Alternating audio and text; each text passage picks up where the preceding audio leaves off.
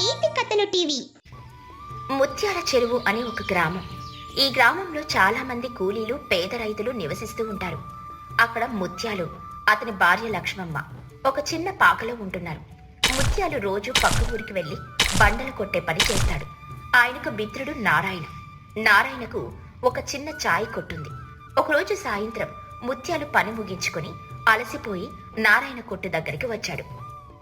ముత్యాలు చాయ్ గ్లాస్ అందుకుంటూ నిట్టూరుస్తూ, అబ్బా నారాయణ, ఈరోజు ఎండ మామూలుగా లేదుగా.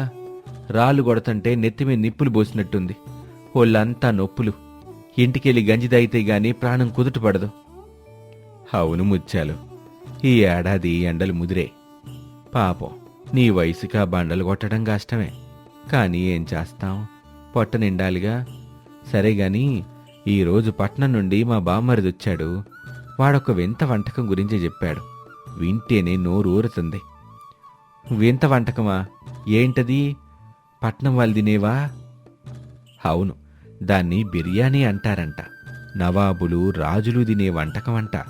సన్నటి బియ్యం, స్వచ్ఛమైన నెయ్యి, ఘాటైన మసాలాలు, లేత మాంసం అన్నీ కలిపి ఒక పెద్ద రాగి పాత్రలో వండుతారంట. దాని వాసన చూస్తేనే ఆకలి లేని వాడికి కూడా ఆకలి పుట్టిద్దంట. అబ్బా, నువ్వు చెప్తుంటే ఏంటంటేనే కడుపులో గిలినట్టుంది నారాయణ. మనలాంటి పేదాలకి గంజే మహాప్రసాదం. బిర్యానీలు మనకెక్కడ దొరుకుతాయి? అది పెద్దోళ్ళ తిండి. నిజమే ముత్యాలు, కానీ ఆశపడ్డంలో తప్పులేదుగా. ఒక్కసారైనా బిర్యానీ రుచి చూడాలని నాకు ఉంది. మా బామ్మర్ది చెప్పాడు, పట్నంలో ఒక్క ప్లేట్ బిర్యానీ ఖరీదు 2 రూపాయలంట.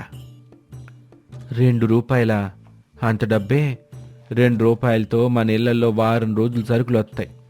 అంత డబ్బు పెట్టి ఒక్క పూట తిండి తింటమా? అమ్మో వద్దులే నారాయణ, ఆ బిర్యానీ దేవుడికి వదిలేద్దాం. సరేలే, కానీ ముత్యాలు, మనం పేదలం కాబట్టి మనకు అది అందదు. కానీ మనకున్న దాంట్లోనే మనము బిర్యానీ చేసుకుంటే ఎట్టా ఉండుద్ది? ఉన్న దాంట్లోనా? మన దగ్గర బాసుమతి బియ్యం లేవు, నెయ్యి లేవు, మసాలాలు లేవు. ఇంకా బిర్యానీ ఎట్టా అవుద్ది? బాసుమతి బియ్యం లేకపోతేనే మన రేషన్ బియ్యం ఉన్నాయిగా. నెయ్యి లేకపోతే నూనెంది, మాంసం లేకపోతే కూరగాయలున్నాయి. మసాలాలంటావా? నా కొట్లో అల్లం, వెల్లుల్లి, ధనియాలు ఉన్నాయి. మనమే ఓ కొత్త వంటకం సృష్టిద్దాం. దానికి పేదవాళ్ల బిర్యానీ అని పేరు పెడదాం. ఏమంటావు? వినటానికి బాగుంది గాని అది రుచిగా ఉండిద్దా? లక్ష్మమ్మ ఒప్పుకునిద్దా? లక్ష్మమ్మ వంటలు రానిగా. ఆమె చేతిలో మట్టి పెట్టిన మాణిక్యం అవుద్ది. మనం సరుకులు సమకూర్చుదాం. రేపు ఆదివారం పని లేదు, మనిద్దరం కలిసి మీ ఇంట్లో వండుదాం. మన ఆడాళ్ళకు కూడా కొంచెం విశ్రాంతి దొరికిద్ది. సరే నారాయణ, నువ్వు చెప్పావంటే అందులో ఏదో కిటుకుండే ఉంటుంది. రేపు ఉదయం కలుద్దాంలే. ముత్యాలు ఇంటికెళ్ళాడు. రాత్రంతా అతనికి బిర్యానీ కలలొచ్చాయి. ఇక మరుసటి రోజు ఉదయం, ఆదివారం ఉదయం, ముత్యాలు తన భార్య లక్ష్మమ్మతో విషయం చెప్పాడు. లక్ష్మమ్మ నవ్వుతూ, ఏమండి, మీకు ఆ నారాయణ అన్నయ్యకు ఈ వయసులో ఇదేం సరదా? బిర్యానీ అంట బిర్యానీ. మన దగ్గర ఉన్నవి రాగులు, జొన్నలు. వాటితో బిర్యానీ ఎలా చేస్తారు? నువ్వు వాగు లక్ష్మమ్మ. నారాయణ ఏదో ప్లాన్ వేశాడు. మన రేషన్ బియ్యం ఉన్నాయిగా, వాటిని శుభ్రంగా కడిగి పెట్టు. నేను సంతకెళ్ళి కూరగాయలు తెస్తాను. కూరగాయలకు డబ్బులు ఎక్కడివి? నిన్నొచ్చిన కూలీ డబ్బులు అప్పులకే సరిపోయాయి. ముత్యాలు తలగొక్కుంటూ, నిజమే, కానీ నా దగ్గర ఒక రహస్య నిధి ఉందిలే. రహస్య నిదా? ఏంటది? నా చొక్కా జేబులో ఆ చిరిగిన అడుగున ఎక్కడో దాచిన 1/2 రూపాయి బెల్లుంది. అది తీస్తాను. దాంతో ఏవో కొన్ని కాయగూరలు వస్తాయిలే. లక్ష్మమ్మ నవ్వి, మీ పిచ్చిగాని వెళ్ళండి. ఆ నారాయణ అన్నయ్య కూడా వస్తున్నాడా? వస్తున్నాడు. ఆయన మసాలాలు తెస్తాడు. ఈ రోజు మన ఇంట్లో పండగే. ముత్యాలు సంతకు బయలుదేరాడు. దారిలో నారాయణ కలిశాడు. ఇద్దరూ కలిసి సంతలో తిరుగుతున్నారు. ముత్యాలు, మన దగ్గరున్నది 1/2 రూపాయి. దీంతో మనం తెలివిగా కొనాలి. బంగాళదుంపలు చౌకగా ఉంటాయి, అవి కొందాం. ఇంకా వంకాయలు, టమాటాలు. నారాయణ, బిర్యానీలో వంకాయలేస్తారా? పేదవాళ్ళ బిర్యానీలో ఏమైనా వెయ్యొచ్చులే ముత్యాలు. రుచి ముఖ్యం గాని రూల్స్ కాదు. వంకాయ వేస్తే ఆ గుజ్జు కన్నం బాగా గలుసుద్ది. వారు ఒక కూరగాయల కొట్టు దగ్గరికి వెళ్లారు. అక్కడ సుబ్బయ్య అనే ఒక రైతు కూరగాయలు అమ్ముతున్నాడు. ఏరా ముత్యాలు, నారాయణ, ఈ రోజేంటి ఇద్దరు జత కట్టారు? ఏం కావాలి? సుబ్బయ్య తాత, మాకు కొంచెం తక్కువ ధరకి కూరగాయలు కావాలి.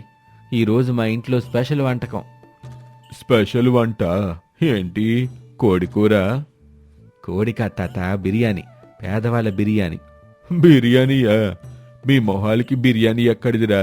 సరేలే, ఆ మూల చిన్న చిన్న వంకాయలు, దెబ్బతిన్న టమాటాలున్నాయి, అవి తీసుకెళ్ళండి. మీకైతే ఉచితంగా ఇస్తాను. కానీ ఓ షరతు. ఏంటి తాత ఆ షరతు? ఆ బిర్యానీ ఏదో వండాక నాకు ఓ ముద్ద తేవాలి. రుచి బాగుంటే వచ్చే వారం నుంచి మంచి కూరగాయలు ఇస్తాను. తప్పకుండా తాత, మా బిర్యానీ వాసన ఊరంతా వచ్చింది చూడు. వారు సుబ్బయ్య ఇచ్చిన కూరగాయలు ఇంకా కొన్ని ఆకుకూరలు తీసుకుని ఇంటికొచ్చారు. నారాయణ తన కొట్టు నుండి తెచ్చిన మసాలాలు, కొంచెం నూనె తీశాడు. ముత్యాలు ఇంటి ముందు పెద్ద పొయ్యి రాజేశాడు. లక్ష్మమ్మ బియ్యం కడిగి పెట్టింది. నారాయణ కూరగాయలు కోస్తున్నాడు. అన్నయ్య, ఈ వంకాయలు, బంగాళదుంపలు, టమాటాలు ఇవన్నీ కలిపి అన్నంలో వేస్తే అది పులిహోర అవుతుందా లేక కిచిడి అవుతుందా? చెల్లెమ్మా, ఇది కిచిడి కాదు, పులిహోర కాదు. ఇదొక అద్భుతం. నువ్వు చూస్తా ఉండు. ముచ్చాలు, ఆ నూనె పోయి గిన్నె పొయ్యి మీద పెట్టు. నారాయణ, నూనె కొంచెం ఉంది, సరిపోద్దా? సరిపోతుందిలే. నూనె తక్కువైతే ఆరోగ్యం. రుచి కోసం మనం మసాలాలు వాడుతున్నాంగా. ఆ అల్లం వెల్లుల్లి దంచు. ముత్యాలు రోట్లో అల్లం, వెల్లుల్లి, ధనియాలు, ఎండుమిరపకాయలు వేసి దంచాడు. ఆ వాసన రాగానే లక్ష్మమ్మకు కొంచెం నమ్మకం వచ్చింది. వాసన మాత్రం ఘాటుగా ఉందన్నయ్య. అదే మన బిర్యానీ సీక్రెట్. ఇప్పుడు ఆ నూనెలో ఈ మసాలా ముద్ద వేయించు. తర్వాత కూరగాయలు వేయి, బాగా మగ్గనివ్వు. ముత్యాలు నారాయణ చెప్పినట్టు చేస్తున్నాడు. పొగ వస్తుంది, కాని వాసన కూడా బాగుంది. చుట్టుపక్కల వాళ్ళు కూడా వాసన చూసి బయటకొచ్చారు. పొరిగింటి పుల్లమ్మ గోడ మీద నుండి చూస్తూ, ఏమే లక్ష్మమ్మ, ఈ రోజు మీ ఇంట్లో ఏంటంట ఈ గోగుమలో? మటన్ తెచ్చారా ఏంటి? లక్ష్మమ్మ నవ్వుతూ, మటన్ లేదు, చికెన్ లేదు పుల్లమ్మ. ఇది మా ఆయన అన్నయ్య చేస్తున్న ప్రయోగం. పేదవాళ్ళ బిర్యానీ అట. బిర్యానీనా? మీ ఇంట్లోనా? నాకు కాస్త ముత్యాలు నవ్వుతూ, తప్పకుండా పుల్లమ్మ, ఇది ఊరి జనం కోసం చేస్తున్న వంటకం. అందరూ రుచి చూడాల్సిందేలే. ముత్యాలు, ఇప్పుడు అసలైన ఘట్టం. బియ్యం వేశాం, నీళ్లు పోసాం. ఇప్పుడు దీనికి దమ్ము పెట్టాలి. దమ్మా అంటే ఊపిరి బిగబట్టాలా? కాదురా పిచ్చాడా. ఆ పాత్ర మూత చుట్టూ పిండి పెట్టి గాలి పోకుండా సీలెయ్యాలి. పైన నిప్పులు పొయ్యాలి. అప్పుడు ఆవిరి లోపలే ఉండి అన్నం మెత్తగా రుచిగా ఉడుకుద్ది. దీన్నే పట్నంలో దమ్ము బిర్యానీ అంటారు. ఓహో అలాగా. నా దగ్గర కొంచెం గోధుమ పిండుంది, అది కలిపిస్తాను. లక్ష్మమ్మ పిండి కలిపి ఇచ్చింది. నారాయణ, ముత్యాలు కలిసి పాత్ర మూతకు పిండి పెట్టి పైన నిప్పులు పోశారు. అందరూ ఆసక్తిగా ఎదురు చూస్తున్నారు. అరగంట గడిచింది. ఇప్పుడు సమయం ఆసన్నమైంది. ముత్యాలు, మోత్తి. ముత్యాలు మెల్లిగా మూత తీశాడు. ఒక్కసారిగా ఆవిరి బయటకొచ్చింది. ఆ వాసన అద్భుతం. కూరగాయలు, మసాలాలు, బియ్యం కలిపిన ఆ వాసన నిజంగానే బిర్యానీలా ఉంది. అన్నం పొడి పొడిగా, రంగురంగులుగా ఉంది. ముత్యాలు కళ్ళు విప్పార్చి, నారాయణ, మనం సాధించాం. ఇది చూస్తుంటే నాకే నమ్మకం లేదు. ఇది మన రేషన్ బియ్యమేనా? లక్ష్మమ్మ రుచి చూసి, అరే భలే ఉందండి.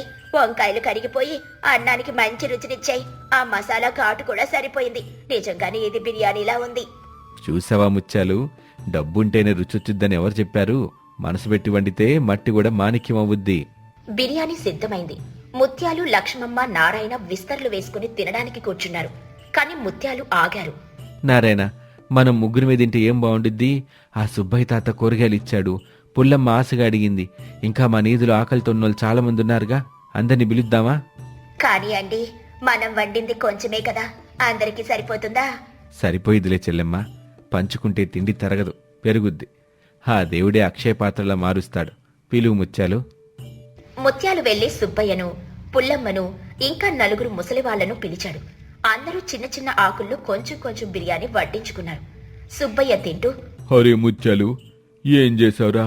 ఆ పాడైపోయిన టమాటాలతో ఇంత అద్భుతం చేసావా? ఇది పట్నం బిర్యానీ కంటే 100 రెట్లు బాగుందిరా. నిజమే, ఇందులో ఏదో తెలియని కమ్మదనం ఉంది. బహుశా మీ ప్రేమ కలిపేశారేమో. ప్రేమ, ఆకలి, ఈ రెండే పేదవాడికి దొరికే అసలైన మసాలాలు.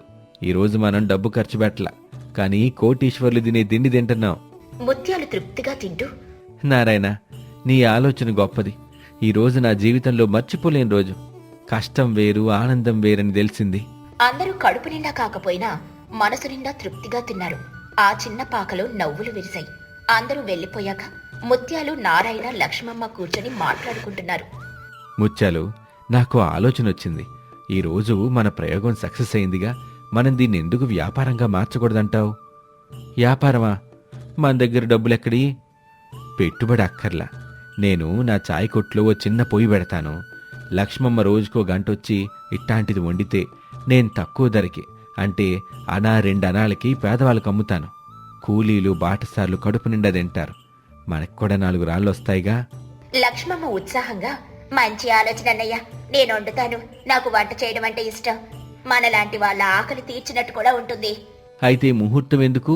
రేపటి నుంచే మొదలెట్టేద్దాం. ముచ్చాలమ్మ మెస్ అని పేరు పెడదాం.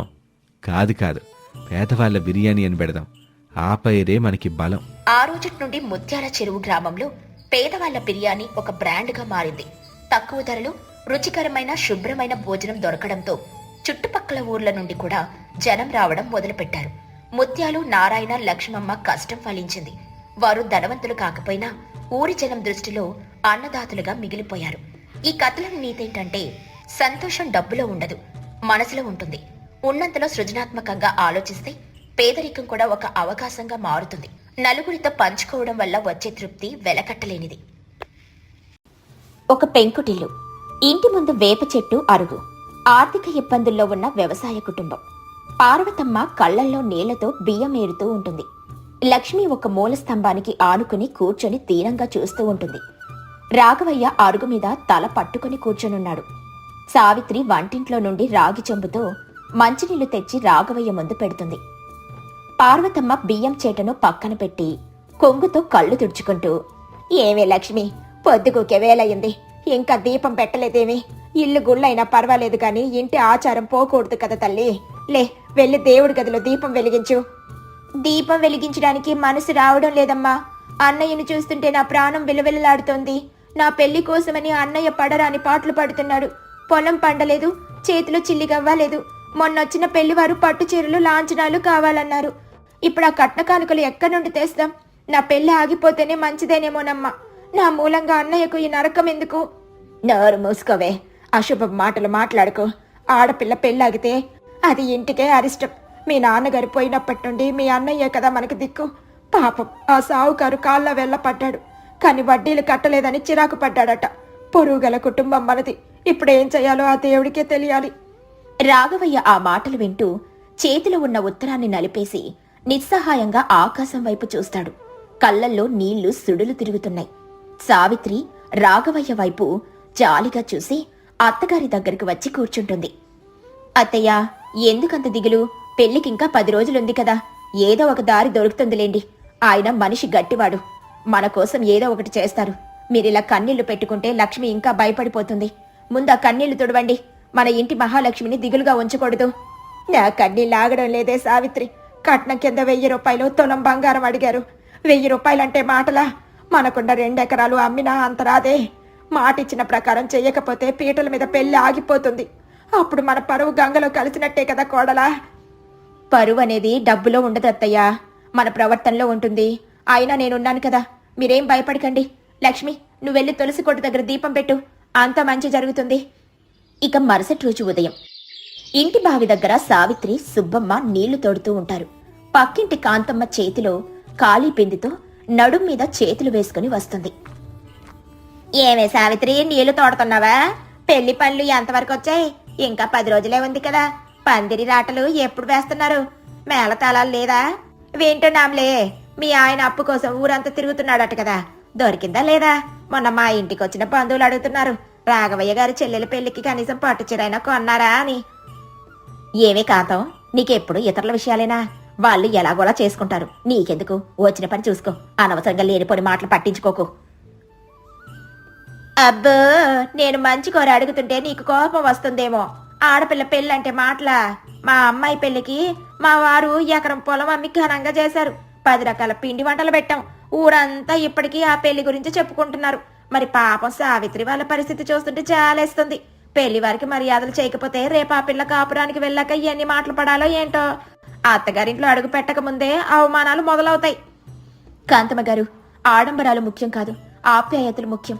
పిండి వంటలు తిన్నవారు చేతులు కడుక్కున్నాక రుచి మర్చిపోతారు, కానీ చూపించిన ప్రేమను ఎవరూ మర్చిపోరు. మా స్తోమతకు తగ్గట్టు మేం చేస్తాం. మా ఆడపడుచు అదృష్టవంతురాలు, మంచి సంబంధం కుదిరింది. వాళ్ళు మనుషుల్ని చూశారు కానీ మనీని చూడలేదు.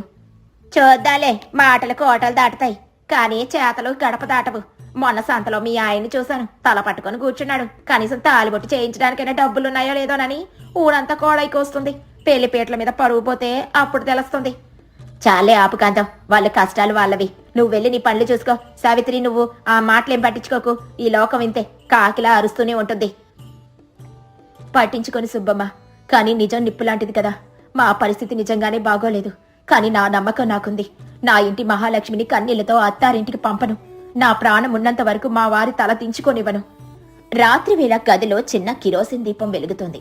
రాఘవయ్య ఒక పాత ట్రంకు పెట్టి తెరిచి అందులో ఏమీ లేకపోవడం చూసి మౌనంగా రోదిస్తూ ఉంటాడు. ఆయన కళ్లల్లో నిస్సహాయత కనిపిస్తోంది. సావిత్రి గదిలోకొస్తుంది. చేతిలో తన నగలు పెట్టిన చిన్న పసుపు గుడ్డ మూట ఉంటుంది. ఏవండి, నన్ను చూడండి. ఎందుకండి అలా కృంగిపోతున్నారు? ఆడపిల్ల తండ్రికి, అన్నకు బాధ్యత ఉంటుంది, కానీ ఇలా బేలగా మారకూడదు. మీరిలా ఏడిస్తే బయట అత్తయ్య, లక్ష్మి ఏమైపోవాలి? ఇప్పటికే లక్ష్మి భయంతో వణికిపోతుంది. రాఘవయ్య తల అడ్డంగా ఊపుతూ తన వల్ల కావడం లేదని చేతులతో సైగ చేస్తాడు. ఖాళీ పెట్టెను చూపిస్తాడు. ఆయన కన్నీళ్లు చెంపల మీద కారుతున్నాయి. డబ్బు లేదని కదా మీ బాధ? చేతుల చిల్లిగవ్వలేదని, చెల్లెల పెళ్లి ఎలా జరిపించాలా అనే కదా మీ ఆవేదన? నాకు తెలుసండి, మీరు పగలు రాత్రి కష్టపడినా కాలం కలిసి రాలేదు. పంట ఎండిపోయింది. అది మీ తప్పు కాదు. కాని మనకున్నది దాచుకుని లేని దానికోసం ఏడవకూడదు. సావిత్రి తన చేతిలో ఉన్న మూటను విప్పి అందులో ఉన్న బంగారు గాజులు, ఒక గొలుసు, చెవితిత్తులు తీసి రాఘవయ్య ముందు పెడుతుంది. దీపం వెలుగులో ఆ బంగారం మెరుస్తోంది. ఇదిగోండి, ఇవి అమ్మండి. ఇవి నా పుట్టింటి వారు పెట్టినవి. 10 తులాల బంగారం ఉంది. ముఖ్యంగా ఈ కాసుల పేరు మా అమ్మమ్మది. ఆమె చనిపోయేటప్పుడు నా చేతిలో పెట్టి, ఇది నీకు కష్టకాలంలో ఆదుకుంటుందని చెప్పింది. బహుశా ఆమె ఆశీర్వాదం ఇదేనేమో. ఇది అమ్మితే లక్ష్మి పెళ్లి ఘనంగా జరుగుతుంది. అప్పులు తీరుతాయి. తలెత్తుకుని పెళ్లి చెయ్యొచ్చు. రాఘవయ్య ఉలిక్కిపడి వద్దని బలంగా తల ఊపుతాడు. ఆ నగలను తిరిగి సావిత్రి వైపు తోసేస్తాడు. ఇవి నీవి, ఇవి స్త్రీధనం, నేను తీసుకోను అని నిరాకరిస్తాడు. ఏవండి, వద్దనకండి. ఇవి ఎవరికోసం? నా అందం కోసమా? నా అందం మీరే కదా. మెడలో మీరు కట్టిన ఈ 3 ముళ్ళే నాకు నిజమైన బంగారం. అవి ఉన్నంతకాలం నేను సుమంగల్నిగానే ఉంటాను. ఒక ఆడదాని మెడలో పాత బంగారం వెలగడం కన్నా ఒక ఆడపిల్ల మెడలో కొత్త మాంగళ్యం పడడం ముఖ్యం కదా. ఆడపడుచు పెళ్లి మన ఇంటి గౌరవం అండి. రాఘవయ్య ఆమె చేతులు పట్టుకుని ఆమె త్యాగానికి చలించిపోయి కన్నీళ్లు పెట్టుకుంటాడు. తన నిస్సహాయతను చూపిస్తాడు. వద్దని వారించకండి. రేపొద్దున మన లక్ష్మి అత్తారింటికి వెళ్ళినప్పుడు మా అన్నయ్య, వదిన నాకు ఏ లోటు లేకుండా పంపించాలని సంతోషంగా చెప్పుకోవాలి. కాని డబ్బు లేక నా పెళ్లి తూతూ మంత్రంగా చేశారని ఏడవకూడదు కదా. మన బంధుత్వం కన్నా ఈ బంగారం గొప్పదా? ఇవి ఉంటే చేతికి బరువు, లేకపోతే మనసుకు తేలిక. దయచేసి నా మాట వినండి. సావిత్రి ఆ నగలను బలవంతంగా రాఘవయ్య చేతిలో పెడుతుంది. తీసుకెళ్ళండి. రేపొద్దున్నే పట్నం వెళ్లి వీటిని అమ్మండి. పట్టు చీరలు, నగలు, విందు భోజనం ఏది తగ్గకూడదు. నా చెల్లెలు కాదు, మన బిడ్డలాంటి లక్ష్మి పెళ్లి కనుల పండుగగా జరగాలి. నా మాట కాదనకండి. రాఘవయ్య సావిత్రిని చేతులెత్తి నమస్కరిస్తాడు. సావిత్రి ఆయన చేతులను క్రిందికి దించి నవ్వుతుంది. అయ్యో, మీరలా దండం పెట్టకండి. భార్యగా నా బాధ్యత ఇది. స్త్రీ త్యాగమే ఇంటికి పునాదని మా అమ్మ చెప్పేది. ఈ రోజు అది నిజం చేసే అవకాశం నాకొచ్చింది. సంతోషించండి. సన్నాయి మేళం మోగుతోంది. ఇల్లంతా మామిడి తోరణాలతో కలకలలాడుతోంది. లక్ష్మి పెళ్లి కూతురిగా పట్టుచీరలో మెరిసిపోతూ ముస్తాబై కూర్చుంది. కాంతమ్మ, సుబ్బమ్మ, ఇతర మహిళలు మాట్లాడుకుంటూ ఉన్నారు. సావిత్రి మెడలో గొలుసు, చేతి గాజులు లేకుండా కేవలం పసుపు తాడుతో, మట్టి గాజులతో తిరుగుతూ పనులు చేస్తోంది. ఏవే సుబ్బమ్మ, చూసావా? పెళ్లి ఇంత ఘనంగా జరుగుతుందని నేను కలలో కూడా అనుకోనేలేదు. ఆ రాఘవయ్యకు లాటరీ ఏమైనా తగిలిందా? విందు భోజనాలు, పట్టుచీరలు, బంధువులు, కోలాహలం. అబ్బబ్బబ్బా, కళ్ళు చెదిరిపోతున్నాయి. ఇదంతా ఎలా సాధ్యమైంది? లాటరీ తగల్లేదు కాంతమ్మ. ఒక దేవత తన సంపాదను దారపోసింది. అదిగో చూడు సావిత్రిని. ఆమె మెడ చూడు, ఖాళీగా ఉంది. కాంతమ్మ సావిత్రి వైపు చూస్తుంది. సావిత్రి సాదాసీదీగా, కాని ముఖంలో ఎంతో తృప్తితో నవ్వుతూ అందర్నీ పలకరిస్తోంది. అయ్యో, నిజమేనే. సావిత్రి ఒంటి మీద బంగారం ఏది? మొన్నటి వరకు చేతికి 4 గాజులు, మెడలో ఆ కాసుల పేరు ఉండేవి కదా. ఇప్పుడు కేవలం మట్టి గాజులే ఉన్నాయి. అవును, భర్త పరువు కాపాడడం కోసం, ఆడపడుచు పెళ్లి కోసం తన ఒంటి మీద ఉన్న బంగారం అంతా తీసి ఇచ్చేసింది. ఆ త్యాగమే ఈ రోజు ఈ పెళ్లి పందిరిలో వెలుగులు నింపింది.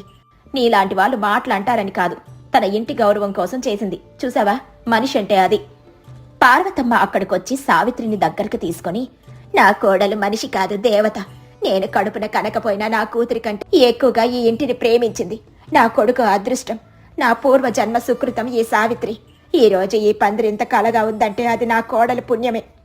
కాంతమ్మ సిగ్గుతో తలదించుకొని, నిజమే పార్వతమ్మ గారు, నేనేదో వాగుతున్నాను కానీ సావిత్రి మనసు వెన్న అని ఈ రోజే తెలిసింది.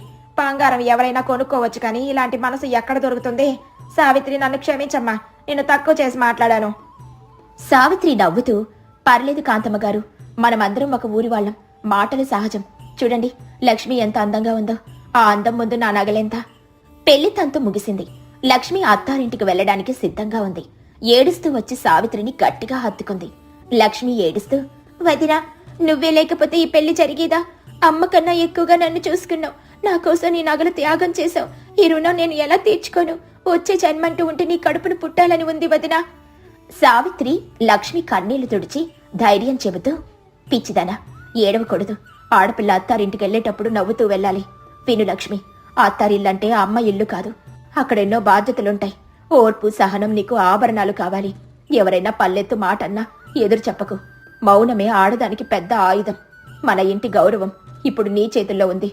వెళ్ళు తల్లి, సుఖంగా ఉండు. రాఘవయ్య దూరం నుండి సావిత్రిని చూసి కృతజ్ఞతతో గర్వంతో కళ్ళు తుడుచుకుంటుంటాడు. లక్ష్మి బండెక్కి వెళ్లిపోతుంది. ఆ రాత్రి రాఘవయ్య, సావిత్రి ఇంటి అరుగు మీద కూర్చుని ఉన్నారు. పందిరిలో ఇంకా దీపాలు వెలుగుతున్నాయి. రాఘవయ్య సావిత్రి చేతిని తన చేతిలోకి తీసుకుని ప్రేమగా నిమిరాడు. సావిత్రి చిరునవ్వుతో ఆయన భుజం మీద తలవాల్చింది. ఆమె చేతికి బంగారం లేకపోవచ్చు కాని ఆమె ముఖంలో ఉన్న తృప్తి అనే ఆభరణం వెలుగులో ఆ ఇల్లు మెరిసిపోతుంది. ఈ కథలోని నీతేంటంటే, స్త్రీ త్యాగమే ఇంటికి పునాది. ఆడంబరాల కన్నా అనుబంధాలే గొప్పవే. కష్టకాలంలో తోడుగా నిలిచే భార్య భర్తకు కొండంత బలం.